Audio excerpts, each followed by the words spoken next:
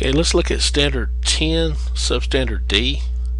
Explain black codes, the Ku Klux Klan, and other forms of resistance to racial equity during Reconstruction. We talked about the black codes before. We're going to revisit them here, and on our timeline of Reconstruction events, we saw that after the 13th Amendment ended slavery, lots of Southern whites in their states passed these black codes to try to reduce the impact of the 13th Amendment giving freedom to African Americans. Alright, so let's jump back into these black codes. Let's talk about their intentions first. Let's look at those three big ones. The black codes were intended to restrict or keep civil liberties from black people, keep them from having equitable opportunities or freedoms that whites would have. Those were open to black people during Reconstruction. So to keep that from having those, they passed these black codes to keep these former slaves subordinate to whites. In other words, inferior to whites. The second intention, these black codes were passed to force African Americans or black Americans back to work under conditions that closely resembled slavery. In other words, still use them in the fields, put them back to work, even though it's not called, quote, slavery. And then the third intention here was that Southern states passed these laws due to pressure by Southern people who called for laws to control free blacks, to force them back into bondage, but also to deny them equality with whites. Closely ties into this first one up here. Alright, so let's look at our first essential question. How did black codes deny civil liberties and liberty to free African Americans? And it ties in, and that's this first one here.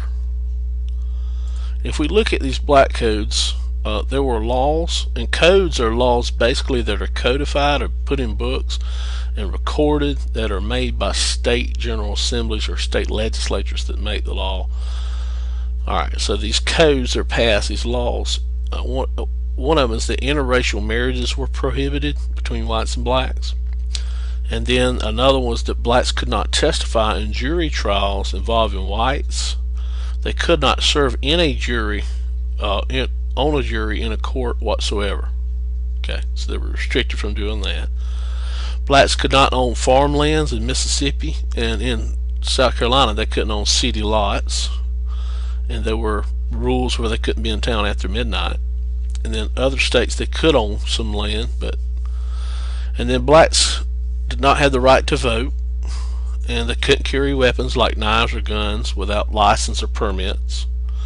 And then if whites interpreted their language as insulting or their gestures as insulting, then blacks could be put in jail because those certain types of language and gestures were made illegal. And then blacks and whites could not assemble together during the day or night. Unlawful assembly was against the law, and you could be put in jail for that. And then blacks could not attend schools with whites. And then, of course, segregation laws keeping blacks and whites separate within society were passed under these black codes. Alright, the next one is, how did black codes force free African Americans to work under conditions that resemble slavery? And we talked about that one in the middle one here. And these particular black codes here, and the black codes generally, at the core of these black codes lay this matter of labor, of work. There's no longer slavery, but we still need somebody to work in the fields, is the way the plantation owner farmers thought about this. So since slavery was over, there was a shortage of labor in all these fields. So these plantation owners and farmers put pressure on politicians, who were legislatures, who then went to their state legislature to make these laws, these codified laws called black codes. And their main intent and purpose was to hurry these free blacks who had received freedom, to hurry them back to the plantations by force, even if they didn't want to go, to make them work, to make them be that source of labor. So all these laws reduced free men back into bondage. And they were trying to restore southern states were trying to restore all the vestiges of forced labor without the name slavery attached to it. So that's what all these black codes, their intent and purpose were. And you wasn't at all odd at all to see a lot of straight African Americans on a chain gang prison crew where they had been violating vagrancy laws just to put them back to work in the fields. Alright, and then it says, explain the Ku Klux Klan and other forms of resistance to racial equity during Reconstruction. And these forms of racial resistance come after the 14th and 15th Amendment. If you remember, the KKK was created in 1866 in Tennessee, Pulaski, Tennessee, in 1866, and it was around this time that these radical Republicans actually passed through the House and the Senate a proposal for the 14th Amendment, and it took a year and a half later before it was actually ratified. But around the time they proposed the 14th Amendment, giving equality and giving citizenship and giving all these due process rights to African Americans, was that when the KKK was instituted. So the Ku Klux Klan was brought out. But Ku Klux Klan really picks up, really becomes a force in the South after the 15th Amendment, which gave the right to vote to African American men, black male suffrage. February 3rd, 1870, it was ratified. So in response to this suffrage by black men, the southern states instituted devices to resist this racial equity in voting. One was the KKK, and the Ku Klux Klan was a white supremacist organization where these white people, usually very well-to-do people in town, would dress up in these robes, and they would go out and intimidate African Americans. They tried to keep African Americans from voting, so they deprived them of their voting rights. They used violence and intimidation, murder, even arson, threatening actions like whippings, lynchings, kidnappings, house burnings, cross burnings in yards, to try to keep African Americans from exercising their vote, which was their right because of the 15th Amendment. African American men, excuse me. A poll tax was also created to keep African Americans from voting, and a poll tax basically had to pay money to vote, and a lot of African Americans were too poor to vote.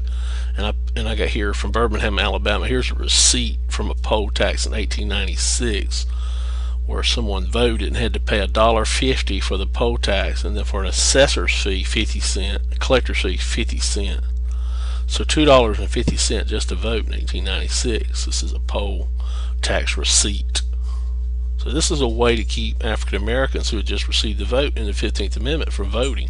If they didn't have the money, they couldn't vote, or maybe they wouldn't vote because they want to spend the money on something else. Literacy test was another device to keep African Americans from voting.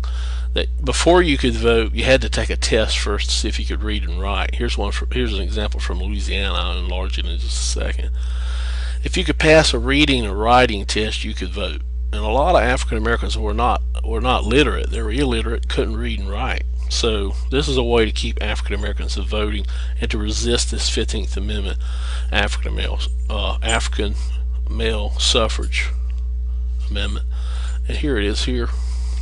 Draw a line around the number or letter of this sentence. So you had to draw a line, around this number. Draw a line under the last word in this line. So you had to draw a line here. And if people couldn't read that and they couldn't do it, it would keep them from voting. And another one, of course, the poll tax kept white people from voting because they didn't have money, or maybe needed to spend the money on something else.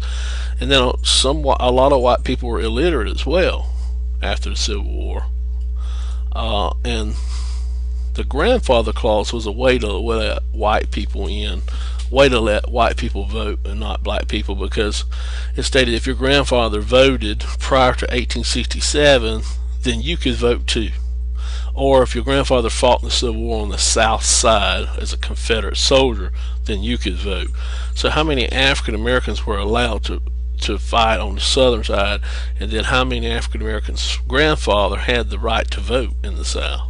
So it's a way to keep African Americans from exercising the 15th Amendment. Here's an example of a grandfather clause here. Notice down here it says, I do solemnly swear affirm that I am a citizen of the United States and the state of North Carolina. I'm 53 years old. And then it says, or I am a lineal descendant of William Moody. And so this shows that his grandfather voted. This allows him to vote. It says his grandfather voted, was entitled to vote under, and look at the year, who was on January 1st, 1867, or prior to that date, entitled to vote under the constitutional laws of the state of North Carolina. So that was a way to get whites to be allowed to vote who were illiterate and poor, but still keep African Americans from exercising their 15th Amendment right to vote. So our original purpose here was to explain the black codes, I think we have, and their intentions with those, and then the KKK, the Ku Klux Klan, and other forms of resistance to racial equity during Reconstruction. If you got any questions, ask me in class. Watch the video again. Good luck on the test and EOCT. The third intention here was that southern states passed these laws due to pressure by southern people who called for laws to control free blacks, to force them back into bondage, but also to deny them equality with whites. Closely ties into this first one up here. Alright, so let's look at Standard 10, Substandard D. Explain black codes, the Ku Klux Klan, and other forms of resistance to racial equity during Reconstruction.